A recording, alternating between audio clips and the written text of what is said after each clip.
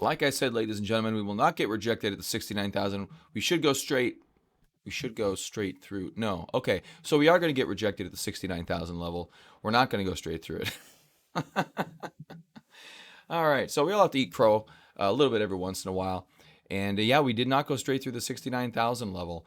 At the same time, we didn't overtly fail it either. We did get stalled there, but yesterday's candle did get supported by the 10-day line. So really, at this point, it's a wait and see situation. Unfortunately, we do that a lot while we trade.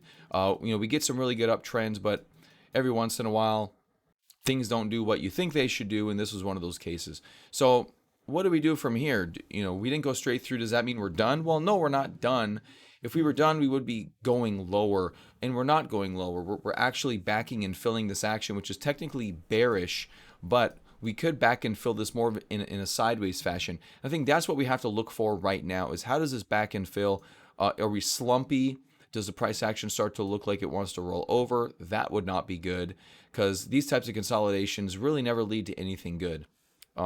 Better yet, we wedge up, which probably won't happen. I don't think we get a wedge in this situation. This was quite a bit of selling pressure that stepped in.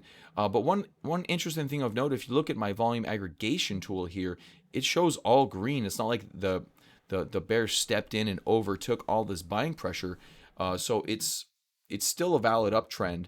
In fact, our market uptrend only has one distribution day. We need four really for the market to roll over. So I think I mentioned yesterday, tops don't start with, most of the time, they don't start with one candle. What they do is they form over time.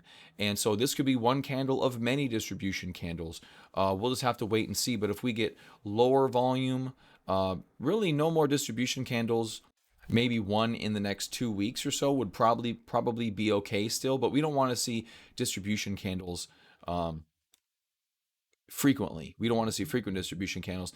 One is okay, and then some solid price action would be good. And then from there, it'd be really nice if we were able to go back up, and that could take a couple of weeks.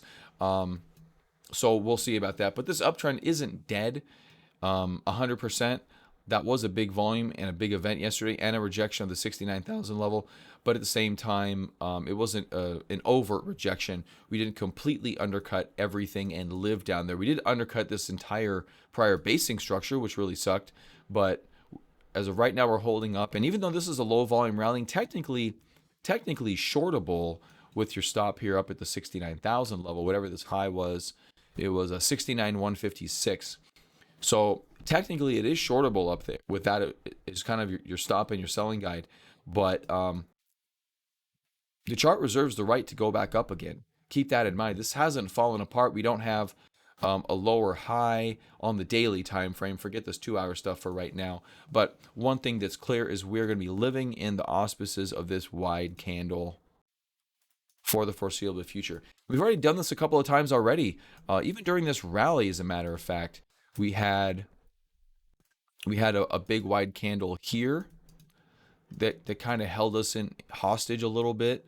We did go above that, shook out, come back down. And so we could be doing something like this. We don't know how it's going to play out. Now, obviously, the 69,000 level is the all-time high, but that's the only reason. Once we clear this, there's nothing else in our way. We should be going up. Okay, we should be going up when we clear that. So until we make a new low underneath this kind of 59,350 level, I'm just watching the consolidation, looking at the price action. Is it constructive? Is it destructive? Is there more accumulation? Is there more distribution? Do the alts look like they're setting up again? You have to take all these things into account, and you have to look at it from that perspective because, one rejection doesn't completely kill a level. It's just resistance. That's really all it is. And resistance is one of the things in trading that you can never get away from. Support, resistance, breakouts, volume, price action, all these things play a role. So, all right, guys, that's me eating crow for the day. And I hope to see you guys tomorrow on Altcoin Buzz Trading.